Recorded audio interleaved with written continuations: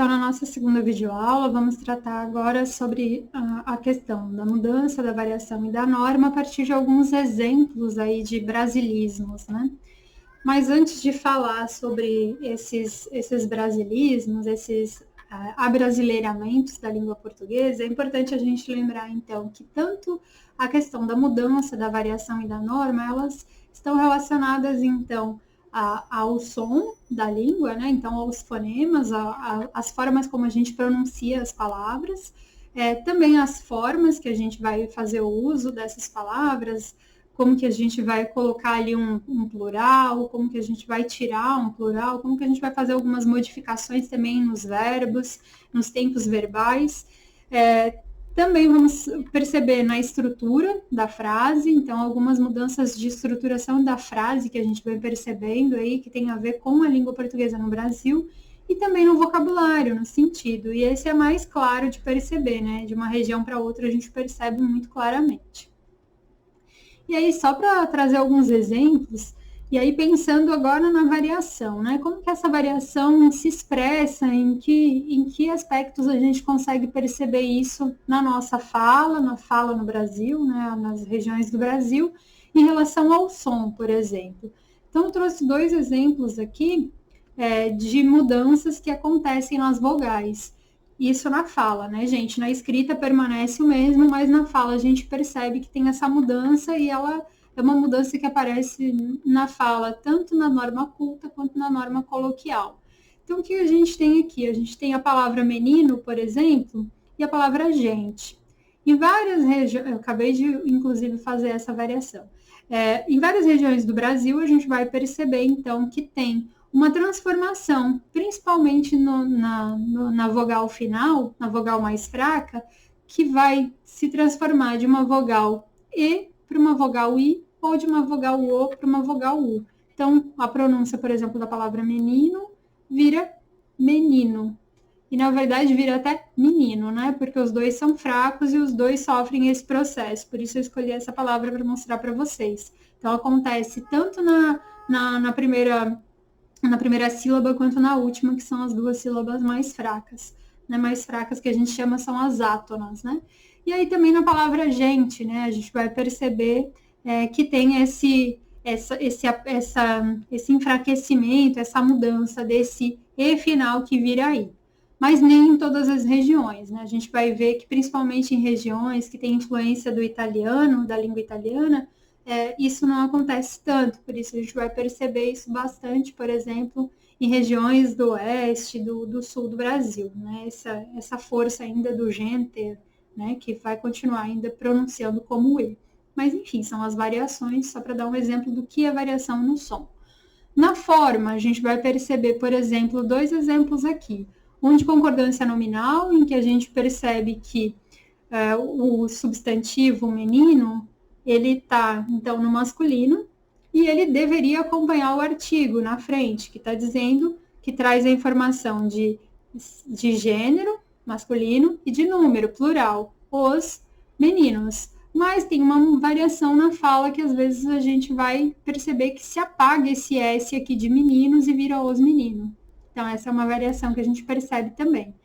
Em relação ao verbo, né, a conjugação verbal, a gente vai perceber isso muito utilizado por falantes no Brasil, que é a transformação do verbo ir no futuro, irei, para uma composição em que a gente pega um auxiliar, um verbo auxiliar, como o que é o ir, na verdade também, o vou, e fala vou ir. Então, você divide aquela forma da palavra em duas palavras. Isso acontece bastante. Também a gente vai ver depois ali numa outra forma que a gente faz bastante uso no Brasil.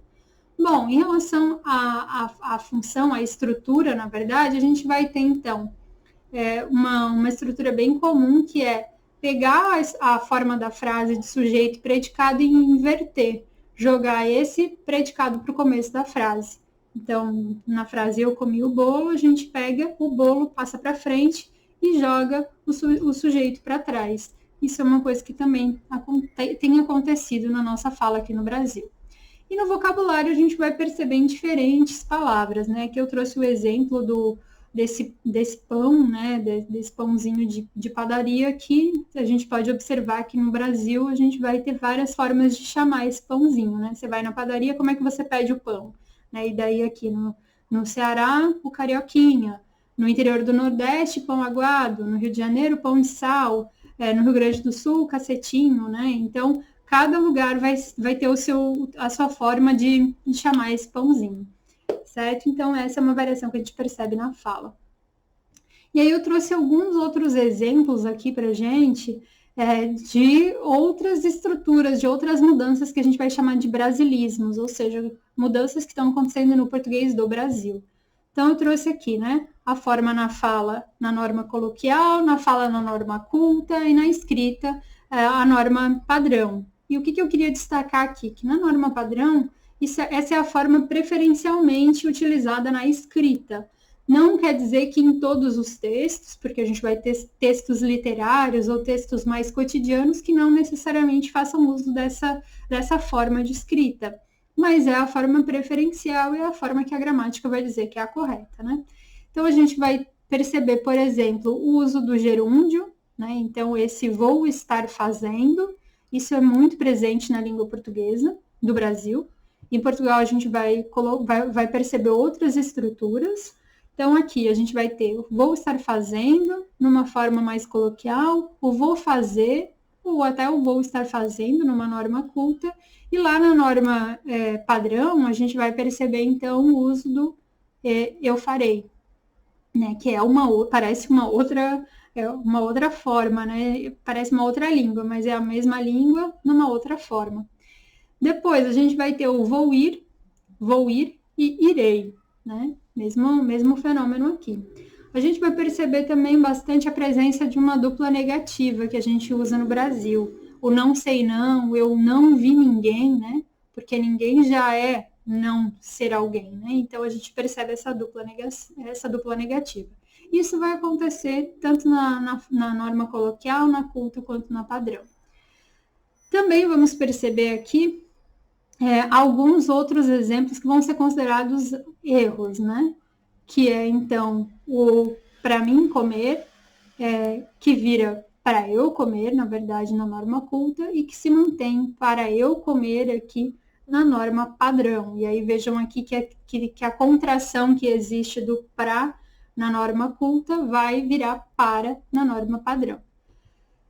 Também vamos perceber aqui uma outra forma que é considerada também erro, que é tirar aquele plural que eu disse para vocês no slide anterior. Você não pode tirar o plural, a gente trabalha com a concordância nominal, ou seja, o substantivo ele acompanha o seu artigo no gênero e no número, ou seja, se é feminino ou masculino, se é plural, se é singular. E aí, às vezes, isso desaparece numa fala mais coloquial, numa norma mais coloquial, enfim, por vários fatores, né? Mas não tende a aparecer numa norma culta, principalmente quando tem uma fala mais cuidada, e não pode aparecer na norma padrão, de jeito nenhum. E aí, o outro exemplo que eu queria trazer para vocês de brasilismos tem a ver, então, com a conjugação dos verbos. A gente tem uma tendência à simplificação da conjugação dos nossos verbos. E aí, se vocês observarem aqui, eu trouxe o verbo amar conjugado em todas as três pessoas do singular, eu, tu ou você, ele, ela, nós, vocês e eles, elas.